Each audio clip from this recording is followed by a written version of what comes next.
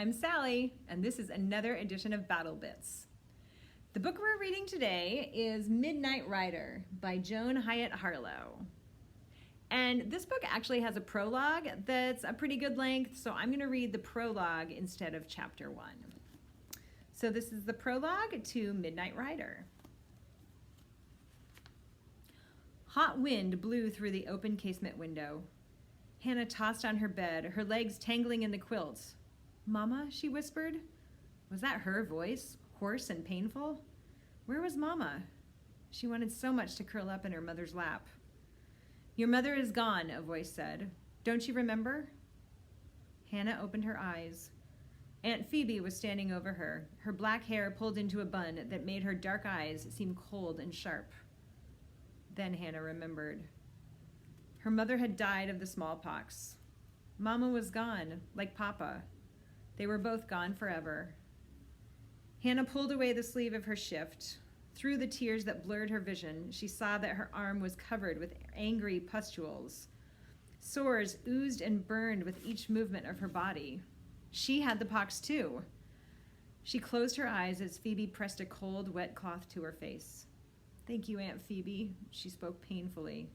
The sores from the smallpox crusted on her throat. Hannah turned her face to the window to see the green rolling pasture across the Salem hillside. Her black gelding, Promise, was grazing near the old elm tree. Promise had been left outside all summer. Since Aunt Phoebe was afraid of horses, there was no one to put him in the barn. Hannah wondered if she would ever ride again with the wind in her hair and Promise beneath her. With her fever, headache, and terrible sores, days and nights intermingled. There were fleeting visions of Aunt Phoebe standing over the bed. One morning, when Aunt Phoebe brought Hannah her usual tea and slice of molasses bread, she said, "You've passed the crisis. You'll recover, Hannah."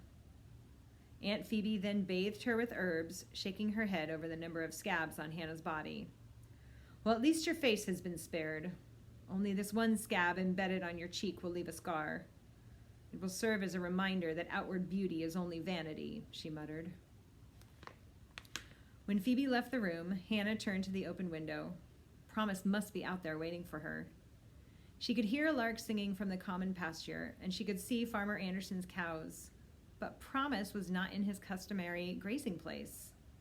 Hannah threw back the quilt and climbed out of bed to get a better look.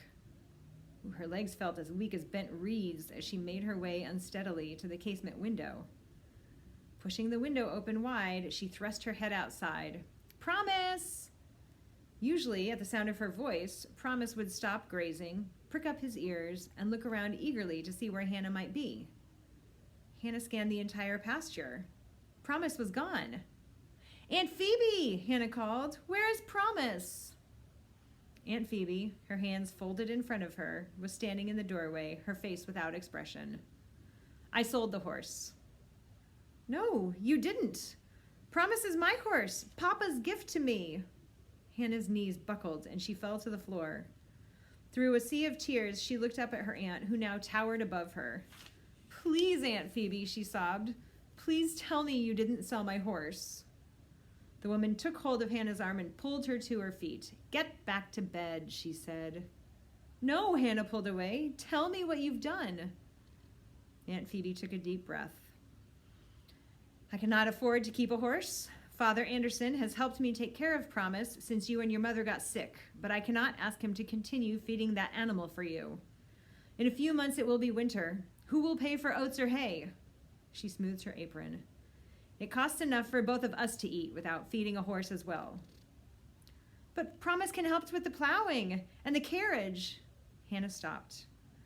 She knew only too well from the way Aunt Phoebe's eyes narrowed and her lips tightened into a thin line that the matter was settled. Aunt Phoebe continued, "I've taken care of you and your mother until my back is broken. The least you can do is be grateful and not complain about the decisions I make." She headed for the doorway. Hannah climbed into the bed and closed her eyes. Tears squeezed out from under her lashes, stinging the still red pockmark on her face. "Dear Lord," she prayed, "please help me to be grateful. Please help me to be strong. And please, please bring Promise back to me." And that is the prologue to Midnight Rider by Joan Hiatt Harlow. Thank you for joining me, and I'll see you next time.